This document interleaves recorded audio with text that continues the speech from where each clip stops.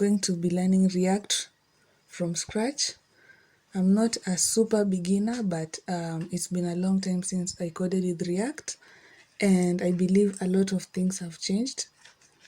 The last time I coded with React was, I think, like maybe let's say 2 years ago or 1.5 years ago, and it's like I just have to start from the beginning. So I'm starting with the React documentation from React.js.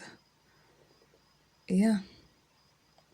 So it's a 30-day challenge, and anyone who wants to join me can do so.